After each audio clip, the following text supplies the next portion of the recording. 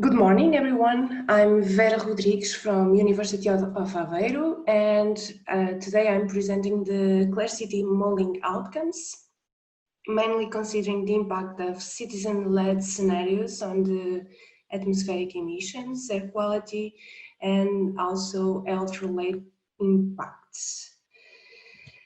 I'm going to give you a quick presentation, introduction to Clarcity. So the Clarcity project was a 4-year Horizon 2020 funded project, and the idea behind it was to try to understand how people's day-to-day practices and day-to-day activities and behaviors generated air pollution and carbon emissions, trying to understand how we live and the social factors that influence our daily behavior is key to improving air quality, reducing carbon emissions, and improving public health. Now, we did this in 4 cities and 2 regions around Europe. I just tried to here.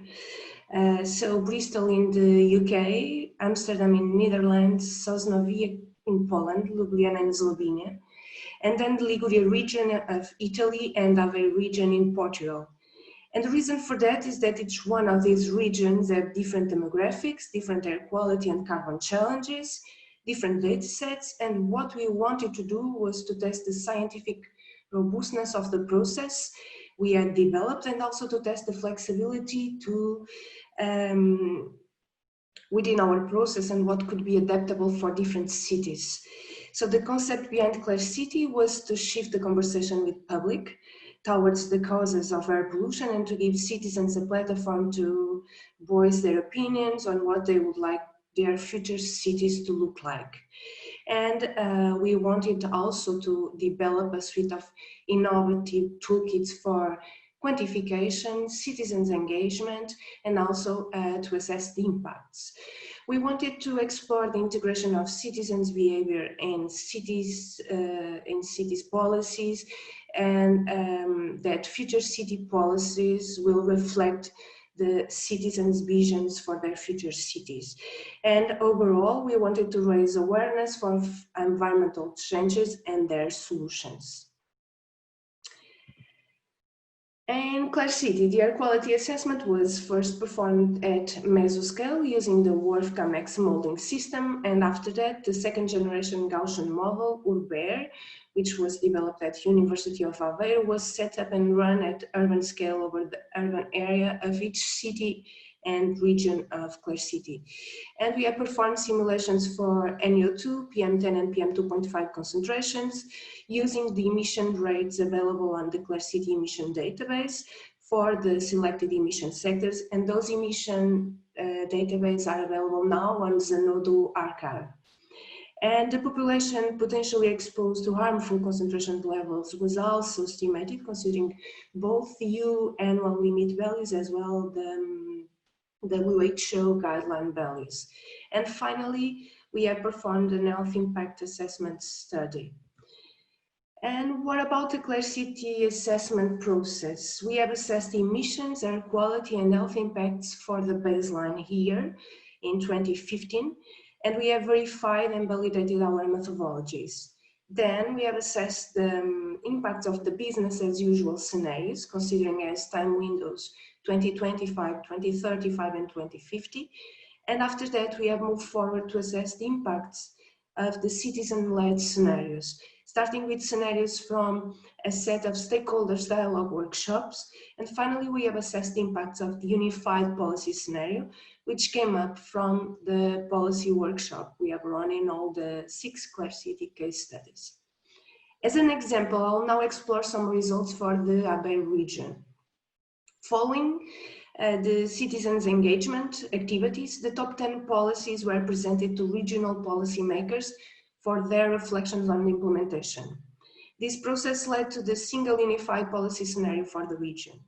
This scenario consists of 9 policies with a focus on road transport sector, and the remaining policy, this one, with a focus on the industrial sector with a similar ambition to the business as usual targets. In the unified scenario, there is a huge demand for public transport and active travel in the short-term future. Aveiro region citizens are urging mobility-related policies, including the reduction in private car use. And for public transport, citizens demand more ambition and speeding policy implementation. These unified policies focus on the fares, coverage frequency and travel times. Coverage frequency and travel times of public transports are considered rather poor at the moment and therefore a disadvantage in comparison to the comfort that car offers. And the main barriers for the model shift from private cars to active travel is the poorly developed cycling infrastructure in urban areas, as well as the need for new and improved pedestrian routes. And therefore, there is a need to facilitate cycling through developing an urban bike network and further promote walking. There is also a need to intensify cooperation with employers to minimize car use and through work from home policies. And a final note, although residential heating is a main source of PM emissions, this is not perceived as an air pollution source by citizens in the region. And the fact that citizens have not come up with one single energy measure is an indication either of lack of knowledge or lack of empowerment. It should be noted that there are some citizens who are in favor of wood or pellets, for they consider this an environmental or renewable heat source. And many citizens are unaware they are a significant source of air pollution. All these policies are part of the Clare City Action Plan for the Aveiro region, which is available on the Clare City website, as well as the Clare City Action Plans for the 6 case studies of the project. Okay, as a first step of the assessment process, the emissions were estimated for the baseline here for all the main emission sectors of each case study. In Aveiro region, we have considered the emissions from road transport, residential and commercial and industrial sectors. We have estimated NOx and PM emission, and in particular case of PM, we have estimated PM10 and PM2.5 emission ratios. In 2015, the road transport accounted for 49% of the total NOx emissions, and the industrial sector accounted for 45% of the total NOx emissions, and remaining 6% came from the residential and commercial sector. While the wood burning for residential heating accounted for 28% of the total PM emissions, and the industrial sector accounted for 70% of the total PM. The road traffic accounts with only 1% of the total annual emissions. We have then moved forward to the estimation of the emission reductions for each sector and each pollutant. And now in these bar plots, we have excluded the reductions from the industrial sector, which were set to 40% already in 2025 and in the business as usual scenario. In terms of NOx emissions, the main reductions were estimated in the road transport sector, where we have a reduction from 86% in 2015 to less than 10% in 2050. For PM emissions, the main reductions are estimated to happen in the residential sector, namely focus on the wood burning practices with a reduction of 60% already in 2025 compared to the baseline. These reductions are the same in the business as usual as in the unified scenario. And since this scenario did not include the unified scenario, did not include any measure related with this sector. And the same emission reductions are projected in 2025, 2035 and 2050. The less ambitious reductions of PM emissions will directly influence the lower reductions of PM concentrations when compared to the NO2 concentrations. Here you can see the differences of emissions in the unified scenario when compared to the baseline here, pointing out reduction of NOx emissions achieved with the implementation of the unified scenario in the road traffic emissions. The biggest reductions are achieved over the main highways and national roads crossing the region. With all the emissions estimated and the meteorological data from the WRF model, we have run all the air quality simulations at urban scale with the Gaussian model. We have added the background concentrations and applied an adjustment procedure. We have compared the simulation results with observations available within the area. We have only 3 air quality stations available measuring NO2 concentrations. You can see here in the figure the location of the 3 monitoring stations, one industrial station, urban traffic station, and a suburban background station. In this map, the NO2 concentrations are plotted for the baseline here, using as color scale the upper and the lower assessment thresholds from the EC Air Quality Directive. As you can see already in the baseline, there is there are only a few exceedances to the EU annual legal limit value. In this table, we compare the observations with the simulated concentrations, and we conclude an overestimation of the simulation in the industrial station. And while on the traffic and suburban stations, we conclude an underestimation of the simulated NO2 concentrations. We have also performed a source apportionment analysis for the grid cells corresponding to the location of the monitoring stations. And you can see that for all the 3 stations, the road traffic is the main contributor to the simulated concentrations. 2 minutes. Okay. With the air quality modeling set up, verified and calibrated for the baseline here, we move forward to the simulation of the impacts on air quality of all these scenarios. And now we show the NO2 reductions achieved with the implementation of the unified scenario compared to the baseline. We have simulated a maximum reduction ranging from 33 to 52 micrograms per cubic meter from 2025 till 2050, while over the entire area in average we have simulated reductions from 5 to 8 micrograms. We show also an example of PM2.5 concentrations for the region for the baseline. The simulation's results indicate a maximum concentration of 12 micrograms per cubic meter, and it was simulated nearby the location of the industrial point source. And now the reductions achieved with the implementation of the unified scenario compared to the baseline, we have simulated a maximum reduction of only 1.4 micrograms per cubic meter in 2050.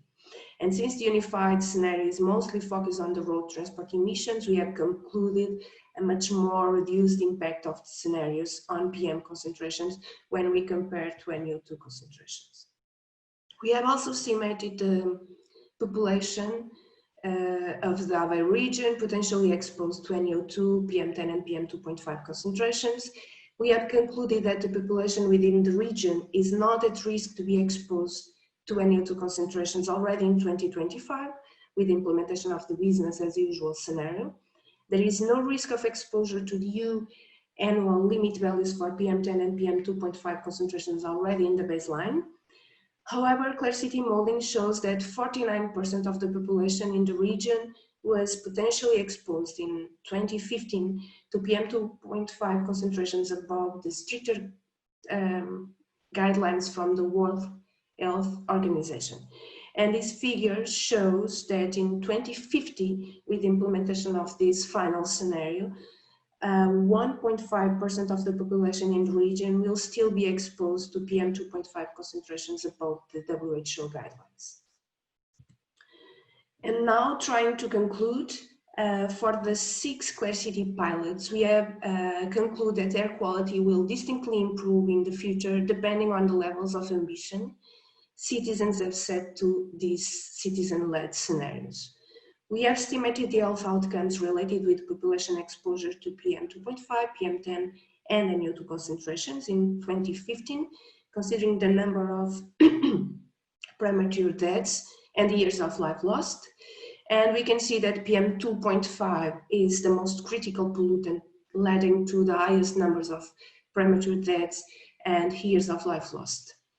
And the benefits from implementing these emission control measures will be a reduction in the number of premature deaths linked with the exposure to NO2 concentrations of 10% further with the citizen-led scenario compared to the business as usual, while the premature deaths linked with the exposure to PM10 and PM2.5 concentrations would be reduced of only 2% for PM10 and 1% further with the unified scenario for PM2.5. These limited health benefits associated with the exposure to PM concentrations are mainly due to the low emission reductions we have already estimated at the emission levels. And now concluding, these results denote the importance of planning emission control measures, considering their impacts on air quality and their health benefits. And these results also denote the relevance of informing citizens of the impacts on air quality and health of their chosen policies and measures. And that's all from my side. Thanks for your attention. And if you have any question, please feel free to ask. And I can stop sharing. Thank you, Vera. So, we do have time for a couple of questions. Okay. I have one. Can I ask? Go ahead. Hi. Hi, thank you. Very interesting presentation. My name is Richard Hewitt. I work at the Complutense University in Madrid. I was very interested by the whole project, the Clare City project. I have to do something similar for a Marie Curie proposal, not as ambitious as your project, of course. So I was just wondering if you could maybe go into a tiny little bit of detail very quickly about who your participant stakeholders were and how you engaged them and what kind of backgrounds they had and so on. Okay, I'll try to keep it shortly. So we have started with a group of citizens. We have asked everyone in the region to attend, first to reply to a survey. So first a face-to-face survey and then an online survey. And as a third stage, we have asked random citizens to attend 2 workshops in the region. Everyone was free to come and to attend and to discuss all these air quality and carbon challenges of the region. And then we moved with these baseline visions for the future. We have moved towards a mutual learning workshop and the stakeholders dialogue workshops. And we have asked people to join from the NGOs, from the institutions of the region, namely on the energy sector, as well on the air quality protection, the National Agency for the Air Quality Protection, the Regional Agency for the Air Quality Protection, also people from schools, since we wanted to cover all the ranges from the society. And from this stakeholders dialogue workshop, we have worked on, so we have done a presentation about the project, about all the citizens' visions, and then we have came up with 2 different scenarios, both with 10 policies for the future. And those scenarios were like one with a low ambition and another one with high ambition. And then we went to this policy workshop. And in our case, in our region, we have like 11 municipalities. So we invited the 11 mayors of these 11 municipalities to attend. And we showed them these 2 low and high ambition scenarios for them to go measure by measure and to select this level of ambition. They were available, they had the conditions to implement it in the time window target. I don't know if it's Thank you. Sorry, I had just trouble turning my microphone on. Yeah, thank you. That's really useful. So the mayors, to some extent, they're conditioning the feasibility by selecting the policies they think are applicable to their cities. Exactly. They were faced with only 2 options, a low ambition and a high ambition. And we had also some requirements. So we had a minimum of low ambition measures they were able to choose. So it wasn't possible to choose all the 10 measures from the low ambition. It was at least a minimum of 5 to 5. Understand. Thank you very much. We have another question from the chat. We only have 1 minute left. Still, from Tony Jakeman. What would be the major uncertainties in your model results? Can I ask you to be very, very short in replying to this? Okay. First one was related with these transboundary concentrations. So we were accounting for the main emission sectors in the region, the residential and commercial, transport and industrial, but then there's also other sources contributing to the air pollution levels in the region, and we needed at a certain level to account for the transboundary and background concentrations, also related with some hyperlocal effects on the model, resolving the topography of the area. It was a quite big area, so there's a lot of uncertainties, and we were aware of it, and we also needed to show them to the stakeholders and the policymakers. Yeah, okay.